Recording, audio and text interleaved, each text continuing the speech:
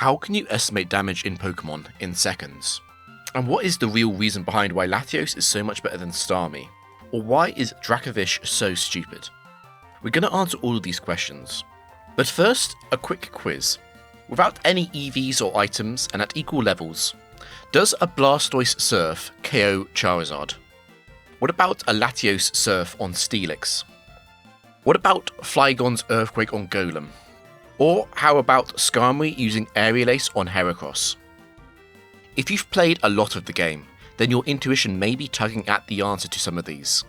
I'll get back to them in a second. Because I do worry that players have a bit of blindness to damage in Pokemon. These calculator forks really are everywhere now, and despite being a very good community resource, I think they've ruined most people's feel for the game. When I watch people play, or when people chat on my live streams, I'm usually confused between the mismatch of the huge amount of knowledge and strategic insight that they have, alongside a very poor feeling for damage. I also think these calculators can lie to the players a lot. It's really easy to forget to set an ability, or forget to click doubles instead of singles. My proposed solution to all of this is the ladder. It's how I would train someone to do mental damage estimation. Let me show an example of this first before I go into a full explanation of how the ladder works. Let's take Blastoise Surf versus Charizard. First thing I'm going to note for this example is that Surf is what's called a baseline attack for the ladder, and so we do nothing. I'm also going to note that Blastoise isn't a particularly strong special attacker, but also that Charizard doesn't have particularly low special defense or HP either. Finally, I'm going to note two more things that do matter for the ladder. Surf benefits from the same type attack bonus. That's 4 steps up the ladder. And then, Surf is super effective. So I look in the super effective column. And that's it. That's our answer. 73% is my guess for how much damage Surf does to Charizard from Blastoise. If I compare this to a real full damage calculation at level 50, it's almost exactly correct for the average damage. I'm going to guess that most players probably thought that Surf would knock out Charizard. And this would be a reasonable guess if most of your time spent playing Pokemon is against the story-based enemies. They often have dramatically nerfed teams in hidden ways, and also as a player, you benefit from a lot of hidden buffs on your side as well. So what did we do there exactly? Was it a coincidence that I got so close to the correct answer with such little input? Let's look at another example and go through this in full. Let's look at Latios using Surf on Steelix. Again, for simplicity, no EVs and no items. And let me properly explain how the ladder works. The ladder works on assumed baselines. This means that the rung 0 is assuming a baseline attack by an averagely powerful attacker into an averagely bulky defender.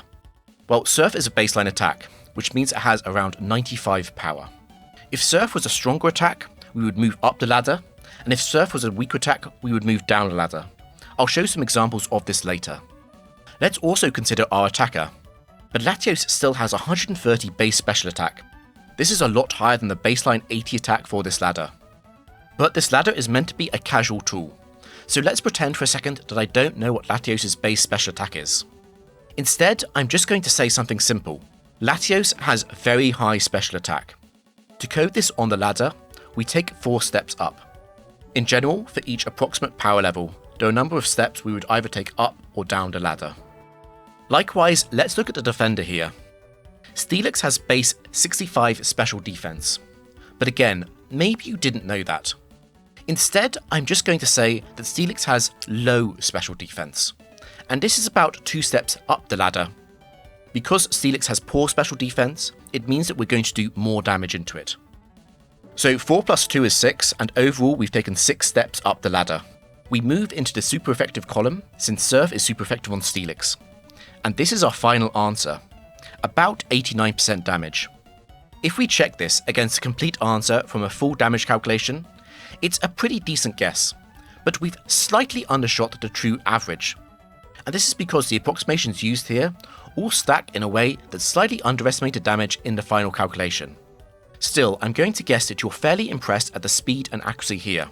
While I went through this very slowly, in reality I could have done this in under 2 seconds. Still, this is an approximation. Usually it works extremely well. But for transparency, let me purposely find some very bad examples for the ladder. We're now going to do Flygon versus Golem. This time I'm going to make it a bit more realistic and say it's Soft Sand Adamant Max Attack Flygon versus a fully physically invested Golem. Once again, we start at rung 0 on the ladder. Earthquake is 100 power, but we're still going to say this is pretty close to 95 and not make an adjustment. Flygon has base 100 attack, that's +2. With max EV investment, that's another +3. Adamant is +1. Soft Sand is +2. Stab is +4. Golem is base 130 defense, that's -4. And then with max investment in defense and HP, that's another -3 and -2. Overall, we took 3 steps up the ladder, and we reached a final answer in the super effective column of around 67%. The real answer here is around 68 to 80%. The true damage calc is a bit higher than this. We did get quite close, but a lot of the adjustments we made here were all slight underestimates. And that includes assuming things like Earthquake is 95 power instead of 100. Still, we probably only cared about one thing here, which is whether or not Earthquake would knock out Golem. And to that end, we do actually have quite a good answer. We could also do further adjustments on this answer. Let's say Golem was a 10% lower level than Flygon was. Perhaps Golem is 45 and Flygon is 50. Well, in this case, 10% lower level is 2 steps up the ladder, so our new answer would be around 81%. You can make these kind of small step adjustments for almost anything in the damage calc that you can think of. And if you are very knowledgeable, it's very easy to work out what these steps should be. Let's do another example that breaks the ladder as much as it possibly can. Skarmory using Aerial Ace on Heracross. At 60 power, Aerial Ace is a very weak move, and we're actually going to start at -5 here. But Starmie does get stab on the move, and it's also 4 times super effective. While we have a super effective column, that's only for a ×2 boost. So we actually have to manually do 7 steps up. Skarmory has pretty average attack at base 80, and Heracross has pretty average defenses too. So overall, this is about 6 steps up, and our final guess is about 89%. This isn't quite right, but the real answer does reveal that we are correct in thinking that it might KO Heracross. Again, the reason we undershoot here is actually quite simple. Aerial Ace isn't really -5, but more like -4.5. Stab is more like +4.5, and 2 times damage is more like +7.5. This particular ladder isn't really built for this kind of precision, but if we wanted to smudge it, we would look between +7 and +8 rungs on the ladder, giving a guess of around 102%, which is almost exactly correct for what the average truly is. Why does the ladder work this well? Well, it's because the full Pokemon damage formula looks a lot more complex than it actually is. In reality, almost everything here is multiplicative, which means it doesn't matter in what order we do any of these steps. And it also means we can flatten and generalize damage onto a one-dimensional nomogram just like this. It isn't perfect though. It takes a little bit of time to get familiar with the steps required for various adjustments, and then either memorizing these numbers, or saving the image, or printing the image out is all quite minimal work. I'm linking this article I wrote in the description also. The real power of the ladder though, is how close and how quickly you can get based on vibes alone. You don't need to know the exact base stat of any Pokemon here. You just need to have a rough guess on how powerful its attacks are, and how tanky the enemy Pokemon is or isn't on the physical and special side. You may not immediately know all of this, but once you start implementing this and caring about it, you're going to learn incredibly fast. It's also very customizable. You could easily redraw this for other baseline scenarios. Modern VGC players who use much stronger Pokemon, or Nuzlockers who use not fully evolved Pokemon, may want to redraw this to change that baseline. This could also be 2-dimensional, but for an introduction to damage estimation, I prefer the simplicity of this. But what if you want more precision? You can approximate the full damage formula to this. And if you work at level 50 and then adjust down based on a percentage, then figuring out the exact stats from base stats is also fairly simple. Let's repeat the Flygon vs Golem example from earlier. 40% of 100 power from Earthquake is 40. Stab and super effective are a ×3 multiplier, so that's 120 damage. Flygon has about 5 to 10% less attack than Golem. Let's call that 112 damage. Finally, Soft Sand is a 20% boost. We're just going to call that +20. And so we go up to just a bit over 132. So then around 135 over 185 is about 73%. And this is our final answer. This 40% method is old and it does work very well, but it also requires you to be quite familiar with the base stats and quite fast with basic chain of math operations. From experience, I know that this isn't very common, and it isn't very well liked, and that's fine. The biggest bonus step I have for using both the ladder as well as true mental estimates is to get a feel for stopping rules though. Let's return to the Flygon example once again. After I did 40 times 3 is 120, I probably could have stopped here. Since I know that Golem has more defense than Flygon, it's now obvious that Earthquake is not going to one-shot it. But it's almost certainly going to 2-hit KO, and that's probably all I cared about. Likewise, if I instantly realise that the ladder is probably going to end up around +3, I can stop early here too. And this is probably why the ladder is so strong, because of how much muscle memory you can build into it. It may sound like a lot of work, but in terms of a Latios attack, once you've done this once or twice, you'll be comfortable skipping this step entirely and only focus on the enemy adjustments to the ladder. This can be extremely simple and extremely fast. You can have an answer in less than a second. And in fact, let's return to that promise from the start. Why is Latios so good when Starmie is not? A kind of naive answer here is that it's because Latios has more special attack. That is true, but it's also true that Credilli has more special attack than Hypno. So why is Latios kind of broken in ways that Starmie is not?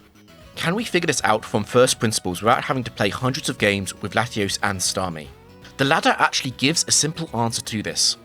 An invested Latios using a common baseline attack like Thunderbolt occupies +8 on the ladder by default. Add in super effective coverage and this means that basically everything in the game that wouldn't consider itself bulky just faints. Likewise, we should spot that with stab and a +1 special attack boost, again we KO such a massive chunk of the game here with Latios.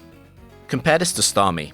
Because of its lower special attack, Starmie at baseline is just +6. Notice how this just narrowly misses out on the 100% threshold for super effective damage. Anyone who has ever used Starmie will tell you that this is exactly how Starmie works. It narrowly misses out on so many important KOs, even against weaker opponents. So it's satisfying to see an actual mathematical reason for the Latios Starmie difference that we could have done very quickly and very easily.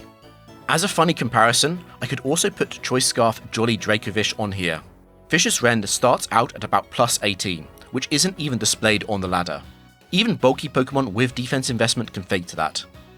This isn't news to anyone who has used or seen Dracovish used a lot, but visually seeing where it appears on the ladder is such a simple and neat explanation and saves the need to compile so many specific examples to make a point.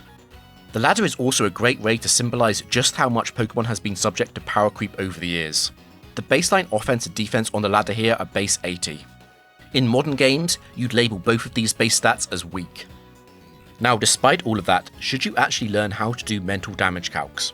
My claim here is that if you do this, it will make you a better player, even if you still use a damage calculator the majority of the time while playing. This kind of intuition and feel for what can and can't work is very powerful, particularly for cycling through threatless scenarios and identifying in a broad sense what can or can't work. But most of all, I think it's very valuable to protect yourself from being tricked from a bad damage calculation output. And then of course there are several times where you can't actually use a damage calc, maybe because of your physical location, or maybe because you're speedrunning or something. Now, semi-related to that note, I want to address another thing, which is the idea behind banning damage calculators, or the idea that damage calculators are simply too powerful. I see this being peddled quite a lot by inexperienced players as a good idea, and it's very unlikely you're going to run into a very strong player who holds this same opinion. This is partly because they know that the more difficult part of the game is going to be the strategic element, and partly because of the following. I'm going to steal some P-Chow logic here. Rules largely exist to make sure things are fun. I understand that to an inexperienced player, the idea of banning damage calculators may bring us into some kind of cool utopia where it's all on gut feeling and intuition, and none of us ever have any idea how much damage a move does until it is used. And I can understand why that might be appealing. But sadly, if you ban the use of damage calculators in a competitive environment, people are instead just going to learn and get disgustingly good at this kind of stuff instead. In other words, people are going to optimize the fun out of this dream scenario, and I therefore don't think this would actually make the game much more fun. I also somewhat sympathize with the idea that perhaps mental damage calculation is a skill that should be rewarded in some way, and so maybe we should ban damage calculators for the sake of better competition. And while that is partially valid, my response to this would be that mental damage calculation is already rewarded very heavily. A consequence of my skill in this area is I can flicker through team building ideas and unknown threats in the battle facilities dramatically faster than I could if I had to click around in a damage calculator for all enemies. But most of all, my feeling here is simply that the most interesting and difficult part of playing Pokemon is nothing mentioned in this video. and I worry that damage calculators push people towards certain playstyles that focus more on getting guaranteed KOs instead of more creative ideas. There does seem to be something about seeing the exact damage output that will shortcut someone's thinking when they see it. Above everything else, if you want to get better as a player, I do recommend thinking more actively about the strategical positions rather than staring at numbers all the time. After all, the reason why Pokemon is interesting is because this isn't just about two things doing fixed damage to each other with no other possible interactions. And if you want to see some minimal damage calc gameplay, I've started a second highlights channel on YouTube. Checking these videos would really help me out, and I do recommend this particular Battle Pike recap. Until next time.